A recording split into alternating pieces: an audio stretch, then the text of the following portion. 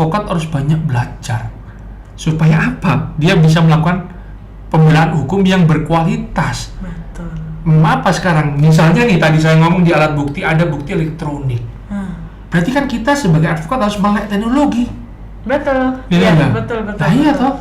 Misalnya sekarang ada alat bukti elektronik yang dihadirkan oleh korban misalnya.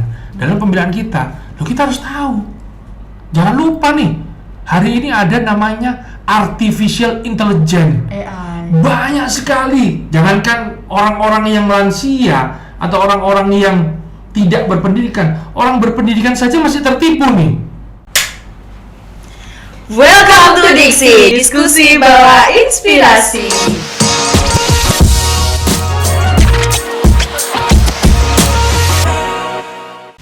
Terus kalau dengan KUHP yang baru kayak gini Pak, nanti ketika akan, ini kan sudah ada yang bisa dipakai atau kita masih melihat celahnya gitu ya Pak ya, atau tergantung pidananya seperti apa ya kan. Relasi antara hubungan penyidik dengan advokat seperti apa Pak? Kalau saya dalam KUHP baru ini lebih membuka ruang bagi advokat dan pihak yang lain. Misalnya mempertegas posisi advokat sebagai mitra sejajar bagi penyidik dan penuntut umum dalam sistem penegakan hukum. Contohnya dalam proses negosiasi ketika TSK dijadikan saksi mahkota dalam perkara lain yang tercantum dalam pasal 74 ayat 1. Mungkin saya bisa bacakan. Dalam hal tersangka yang akan dijadikan sebagai saksi mahkota menerima untuk melakukan negosiasi kesepakatan saksi mahkota, penuntut umum memanggil tersangka yang akan dijadikan sebagai saksi mahkota beserta advokatnya untuk membahas isi kesepakatan dari perjanjian saksi mahkota.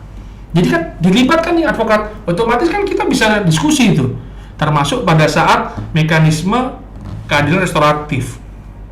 Di sana advokat ditekan tuh untuk memberikan pengertian baik kepada korban, misalnya kita jadi sebagai penasihatnya korban atau kami sebagai penasihat daripada tersangka. Kita bisa mohonkan, misalnya korban dalam keadaan katakanlah tindak pidana penipuan nih atau penggelapan. Setidaknya ketika ada kerugian yang bisa tergantikan, kenapa kita harus menghukumkan seorang? Gitu loh. Karena bukan pembalasan lagi. Semangat KUHP baru adalah pemulihan seperti keadaan semula. Selama kerugian itu tidak ada, ya ngapain kita harus melakukan hukuman terhadap seseorang? Itu, Bu Pril.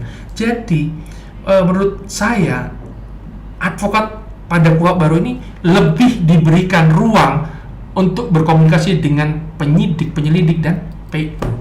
Itu karena ditulis mitra sejajar itu tadi. Nah, ada yang lebih tinggi sekarang ini. Iya. Betul. Kayak mereka nggak ada yang nolok-nolokin ya. Iya, itu lah. Tidak ada yang merendahkan. Tidak ada yang meninggikan. Tapi kami sejajar. Betul.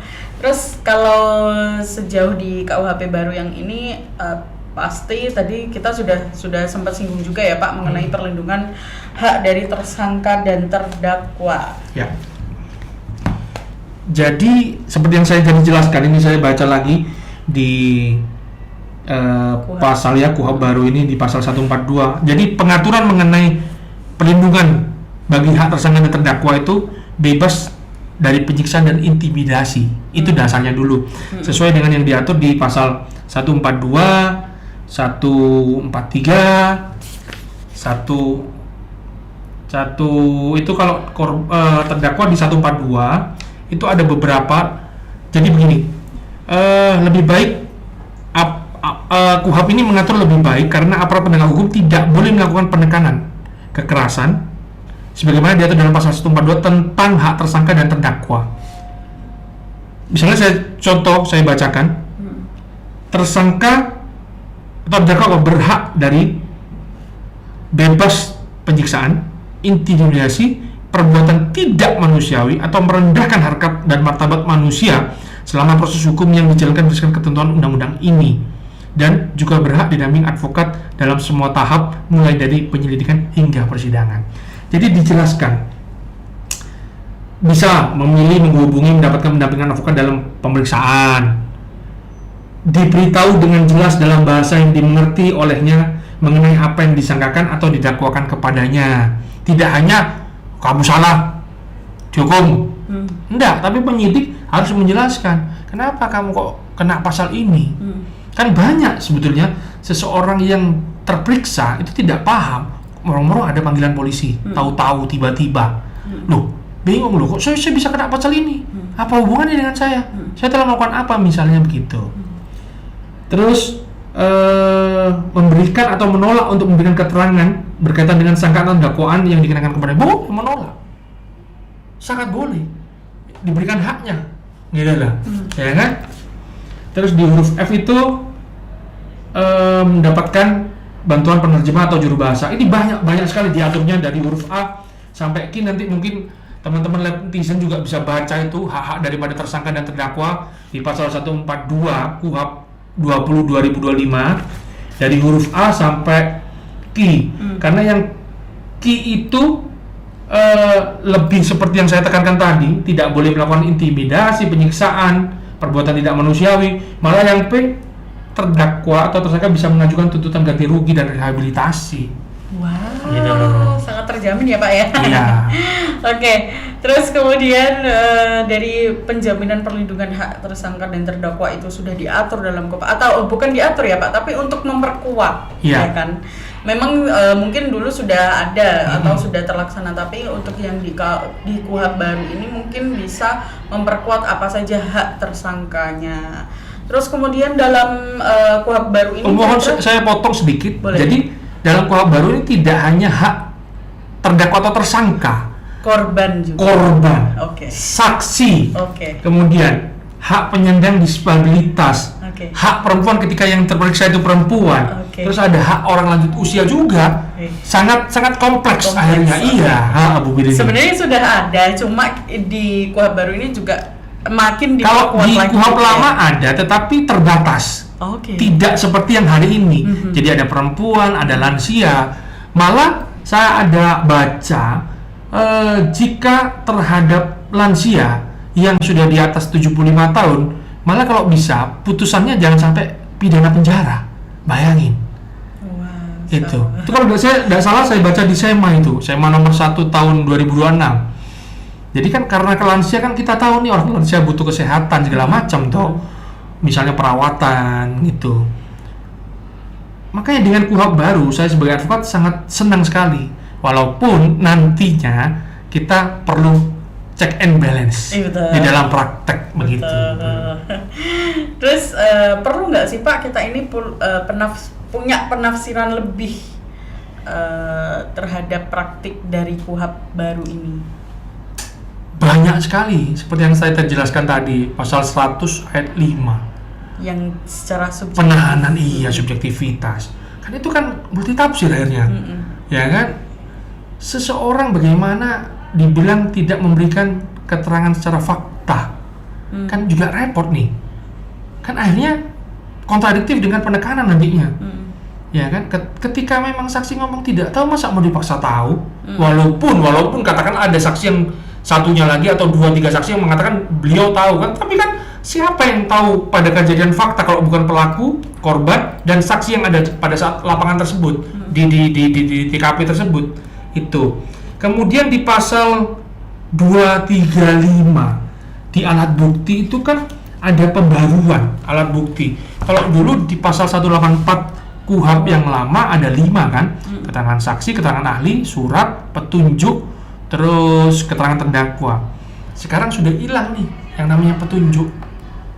Sekarang saya bacakan ini di pasal 23 ada keterangan saksi, ahli tetap keterangan ahli, surat, keterangan terdakwa malah jadi nomor 4, ada barang bukti sekarang menjadi alat bukti juga. Terus ada itu menjadi alat bukti. Kalau dulu berbeda ya. Sama bukti elektronik, sama pengamatan hakim, atau segala sesuatu yang dapat digunakan untuk kepentingan pembuktian pada pemeriksaan di sidang pengadilan sepanjang diperoleh secara tidak melawan hukum. Pasal-pasal ini kan menjadi multitafsir nantinya. Seperti yang saya ngomong, petunjuk diganti dengan pengamatan hakim. Ini kan sangat subjektivitas. Betul. Pengamatan hakim saya lihat di dalam penjelasan 235 itu pengamatan hakim selama dalam persidangan. Nah, kan fakta dalam suatu tindak pidana itu kan tidak hanya di dalam persidangan, ya kan? Apalagi kita tahu pemeriksaan memang dalam penyelidikan, penyidikan hingga penuntutan hingga persidangan itu memakan waktu yang tidak sebentar, ya kan? Orang bisa saja lupa, gitu loh, dengan apa keterangan yang disampaikan. Makanya kita ngomong di pengamatan hakim itu di dalam pasal ini pun dijelaskan cukup jelas. Kembali lagi berarti kembali kepada subjektivitas. Betul. Itu. Kita nggak bisa memprediksi hakim mengamati seperti apa, Pak. Nggak bisa. Sedangkan hakim mungkin kita ketemu dengan hakim pas di persidangan yang memang dalam suatu tindak pidana orang bisa dapat dipidana itu karena kan dua alat bukti dan keyakinan hakim. Memang keyakinan hakim ini dalam suatu tindak pidana, dalam suatu persidangan tindak pidana ini kan memang sangat subjektif sekali gitu loh, dengan menilai fakta. Cuman kan harusnya hakim bersifat objektif, tidak bisa menggunakan subjektivitas dia. Nah, tapi bagaimana kita menilai orang ini objektif atau subjektif? Ya akhirnya kan ada upaya hukum itu tadi, Pak Bill ini. Memang kalau misalnya terdakwa merasa hukuman yang dijatuhkan oleh hakim tidak sesuai, ya kita melakukan upaya hukum banding atau kasasi, begitu. Itu ada beberapa yang multitafsir, seperti kembali lagi di objek pra peradilan di pasal 158. Jadi ada dalam penjelasan itu kalau penyitaan yang sudah mendapatkan penetapan hakim itu sudah tidak menjadi objek pra peradilan kembali. Ini loh. Padahal kan namanya walaupun ada penetapan hakim itu menjadi hak sebenarnya daripada tersangka untuk menguji apakah penyitaan penggeledahan itu benar adanya. Gitu loh. Walaupun ada penetapan hakim, katakanlah ada. Karena dalam KUHP baru ini penetapan tersangka, penyitaan, penahanan, penggeledahan terutama, ada penyadapan, ada pemblokiran, itu tidak harus didampingi oleh penetapan hakim. Jadi bisa dilakukan duluan, kembali kepada subjektivitas penyidik, baru kemudian bisa disusulkan. Karena dalam saya baca ada pendapatnya Profesor Edi Yaritz, Wamenkum itu, bahwa ketika polisi, penyidik ini atau penyelidik ini, APH melakukan penangkapan, mau kejaksaan misalnya, kan tidak serta-merta harus minta penetapan dulu dari pengadilan, karena pengadilan tidak 24 jam. Betul. Make sense. Make sense. Tetapi kan ketika ini diperbolehkan dalam tanda kutip, takutnya nanti ada tindakan sewenang-wenang tersebut. Pengadilannya masih buka, masih bisa dilakukan minta penetapan dari ketua pengadilan, tahu-tahu sudah ditangkap duluan, sudah tahu digeledah duluan, karena ada tendensi misalnya. Kan kita tidak paham nih. Itu banyak multitafsir di sana. Beberapa pasal yang multitafsir lah. Betul. Itu. Jadinya akhirnya takut, Pak, ya. Iya. Oke, kalau misalnya jangka panjang nanti, Pak, bagaimana dampaknya dari KUHP baru ini terhadap kualitas hukum dari pembelaan seorang advokat? Otomatis advokat harus banyak belajar. Supaya apa? Dia bisa melakukan pembelaan hukum yang berkualitas. Betul. Apa sekarang? Misalnya nih, tadi saya ngomong di alat bukti ada bukti elektronik. Berarti kan kita sebagai advokat harus melek teknologi. Betul. Iya, betul. Nah, iya toh. Misalnya sekarang ada alat bukti elektronik yang dihadirkan oleh korban misalnya. Dalam pembelaan kita, kita harus tahu. Jangan lupa nih, hari ini ada namanya artificial intelligence. AI. Banyak sekali. Jangankan orang-orang yang lansia atau orang-orang yang tidak berpendidikan, orang berpendidikan saja masih tertipu nih. Coba orang digambarnya diganti nih di YouTube, kita lewat seliweran iklan. Misalnya salah satu dokter terkenal, ini obat anti diabetes misalnya kan. Ternyata itu AI, bukan dokternya sendiri yang ngomong. Banyak informasi seakan-akan itu benar tetapi tidak benar. Makanya kita sebagai advokat kita harus melek hukum. Karena apa? Melek teknologi. Untuk mendapatkan kualitas. Kemudian kita advokat tidak boleh berbangga diri hanya cukup belajar saja. Tetapi kalau bisa kita ini aktif di organisasi advokat, khususnya organisasi sivitas akademi misalnya. Kan banyak sekali nih kayak UMM sering mengadakan seminar-seminar mengenai diskusi-diskusi perbaruan hukum. Itu kami sebagai advokat seharusnya juga ikut serta, tidak hanya kepada mahasiswa yang dituntut untuk pintar. Tapi seorang advokat harus dituntut pintar karena ini demi kepentingan hak asasi manusia daripada tersangka atau terdakwa dalam rangka pembelaan. Itu Bu Piri nih. PR juga nih, buat akademisi, buat praktisi juga menjadi PR banyak ya Pak ya. Kita sama-sama belajar. Harus. Iya, kita sama-sama belajar dari KUHP dan KUHP baru ini. Iya. Banyak hal yang baru memang. Betul. Bukan hanya pintar saja dalam membaca buku atau menafsirkan sesuatu. Ya, tapi kita juga harus pintar dalam mengimbangi perkembangan zaman, perkembangan teknologi dan lain sebagainya. Mungkin kalau teman-teman kita yang di kampus ini Gen Z, kalau melek teknologinya luar pintar-pintar itu. Iya. Bisa tahu tuh, wah ini AI Pak misalnya kan, wah ini palsu, ini hoax gitu lah. Iya, tapi kadang kita juga ketipu Pak. Gitu loh. Oke, mungkin sebelum nanti kita bacain komentar yang ada di Leptizen yang ada di TV ya Pak ya. Satu pertanyaan lagi mengenai langkah dan sebaiknya apa sih yang harus dilakukan oleh advokat agar dapat beradaptasi secara optimal dengan KUHP baru ini? Itu hampir sama dengan seperti yang saya omongkan barusan. Kita itu kami sebagai advokat itu harus belajar. Jangan sombong. Merasa sudah pintar KUHP misalnya. Betul. Kalau orang Jawa ngomongnya ojo dume. Iya. Pak Jokowi ojo kesusu. Katanya masih sanggup. Masih sanggup. Saya masih sanggup. No komentar. Oke, kita gak akan komentar. Iya, jadi satu, belajar. Yang kedua, kita harus banyak ikut aktif dalam organisasi, advokat terutamanya. Kemudian kita betul-betul memahami bagaimana peran advokat dalam KUHP baru dan mempelajari pelaksanaan KUHP. Ini kan sekarang menjadi satu diskusi bagi teman-teman advokat, khususnya di IKADIN. Undang-undang ini harusnya didampingi dengan PP nanti, peraturan pemerintah. Untuk penjelasan-penjelasan lebih lanjut. Karena kan banyak nih pasal yang ditafsirkan cukup jelas. Tetapi bagi kami masih banyak pertanyaan tuh, multitafsir tadi yang kita kembali ke poin selanjutnya yang tadi. Terus pentingnya ya karena kebetulan saya sebagai ketua organisasi ya, itu menurut saya penting sekali kehadiran organisasi advokat ini untuk melakukan sosialisasi kepada anggotanya, sehingga dia mendapatkan suatu progress report mengenai pembaruan hukum. Dan alhamdulillah di IKADIN hampir setiap 2 minggu sekali ada namanya legal upgrade yang bisa diikuti oleh anggota maupun umum. Nanti coba ketika kita ada acara, nanti kita akan berbagi lah sama UMM. Jadi mahasiswa UMM juga bisa ikut di sana daftar. Karena itu terbuka, karena Zoom meeting kok.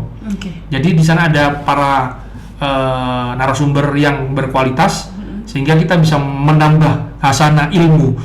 Termasuk kita sebagai advokat harus mengikuti seminar, lokakarya, pelatihan-pelatihan terhadap KUHP baru yang diselenggarakan oleh organisasi profesi maupun dari sivitas akademis kampus, gitu loh. Kan beberapa kali ada beberapa acara kampus mengadakan, termasuk kayak gini talk show. Setidaknya kan menambah sedikit kasanah ilmu kita, walaupun dengan jam yang singkat tidak mungkin masuk semuanya, tetapi akan ada beberapa catatan, beberapa yang bisa kita ambil lah, kita ikutin, begitu Mbak. Oke. Ibu kok Mbak ya? Siapa aja boleh Pak. Oke Pak Leo, kita beralih ke televisi dulu. Ada beberapa pertanyaan dari Leptizen yang mungkin bertanya lewat sosial media kita. Yang pertama, ini adalah question box. Yang pertama dari @adinda Vivi. Sebagai seorang mahasiswa hukum, apa hal penting yang perlu kami pahami dari KUHP baru agar tidak hanya tahu pasalnya, tapi juga harus tahu konteks praktiknya? Seperti yang saya tadi jelaskan, mahasiswa itu harus secara aktif memperluas wawasan melalui diskusi. yang intensif dan berlanjutan dengan para praktisi penegak hukum seperti advokat, penyidik kepolisian, jaksa penuntut umum, agar mahasiswa mampu memahami penerapan KUHP secara nyata di lapangan, termasuk dinamika tantangan serta perbedaan penafsiran yang sering muncul dalam praktik peradilan pidana. Termasuk saya garis bawah ini karena kantor kami sudah bekerja sama dengan FHUMM sejak 2011 nih. FHUMM ini ada yang namanya program magang. Itu menurut saya luar biasa, gitu loh. Jadi mahasiswa itu tidak hanya dituntut mengerti secara teori, tetapi mahasiswa dituntut juga mengerti secara praktek. Betul. Di lapangan. Praktek persidangan pidana, praktek persidangan perdata, praktek persidangan tata usaha negara, segala macam. Tidak hanya kepada misalnya kita ngomong sekarang KUHP, banyak sekali teman-teman yang magang itu juga mengerti. Karena magangnya pun dari tahun 2011 sampai sekarang pun kan tetap diperbarui sama pihak kampus. Maksudnya dulu yang hanya 240 jam, sekarang bisa 1 semester magang. Gitu loh. Ada program yang dari FHUMM juga COE, Center of Excellence, itu kan juga memberikan nilai plus terhadap mahasiswa-mahasiswi kita, gitu loh. Sehingga itu menambah wawasan. Jadi tidak hanya tekstual, tidak hanya mengerti pasal, tapi juga mengerti di lapangan. Karena ada adegium, law in a book is different with law in action, gitu loh. Tapi mahasiswa-mahasiswa, pertanyaan Adinda ini bagus ya, bisa ikut nanti program magang gitu, dan itu program wajib dari UMM, dan saya kira itu sangat luar biasa untuk menambah wawasan. Begitu Bu Pril. Oke, untuk pertanyaan selanjutnya kita ganti dari @farismahen_. Menurut Bapak, apakah KUHP baru ini lebih memberi harapan atau justru tantangan bagi calon advokat ke depan? Wah, kayaknya Faris ini cita-citanya mau jadi advokat, Pak. Iya, bagus. Advokat itu adalah profesi officium nobile. Iya. Jadi profesi yang terhormat, mulia. Itu. Setiap aturan hukum yang baru pada dasarnya selalu membawa tantangan tersendiri. Baik di dalam penyesuaian norma, perubahan pola kerja, maupun perbedaan penafsiran di antara aparat penegak hukum. Namun dengan hadirnya KUHP baru, diharapkan terciptanya kerangka hukum acara pidana yang lebih jelas, berimbang dan menjamin kepastian hukum, sehingga advokat dapat menjalankan profesinya secara lebih nyaman, independen dan profesional, khususnya dalam melaksanakan fungsi pembelaan, pendampingan hukum, serta pengawasan terhadap penghormatan hak tersangka dan terdakwa di setiap tahap proses peradilan pidana. Seharusnya dengan KUHP baru, jika Faris ini masih usia 23 tahun hari ini atau masih di bawah 23, dia akan magang nih. Syarat untuk menjadi advokat harus magang nih. Dengan magang itu dia bisa banyak belajar. Dengan KUHP baru, otomatis kalau dia jadi advokat nantinya itu sudah ada harapan baru. Karena kewenangan advokat diperkuat di KUHP walaupun masih minor. Gitu. Tetapi kan itu kan suatu harapan, bukan malah sebagai tantangan. Ya tantangannya otomatis pasti namanya baru ya, kita harus belajar itu, dan kita orang muslim pun dilarang bodoh sama Rasulullah, gitu loh. Dilarang bodoh, kita harus pintar nih, gitu loh. Jadi ya apapun ada hukum baru atau tidak ada hukum baru, namanya manusia selalu dituntut untuk tetap belajar. Itu begitu Bu Pril. Semangat buat Faris kalau menjadi advokat ya. Iya. Gitu. Ada kutipan juga Pak, manjada wajada. Kita harus bersungguh-sungguh. Oke, sebagai penutup Pak, mungkin ada pesan nggak buat mahasiswa hukum yang sedang mempelajari KUHP baru, selain tadi yang mungkin dibahas dari pertanyaan Faris itu tadi, mungkin ada pesan-pesan yang lain buat mahasiswa hukum Pak? Mahasiswa hukum khususnya ya, mahasiswa hukum Universitas FH, Fakultas Hukum Universitas Muhammadiyah, tugas dari seorang mahasiswa adalah lulus dengan tepat waktu. Ya, belajar yang rajin agar kalian lulus tepat waktu.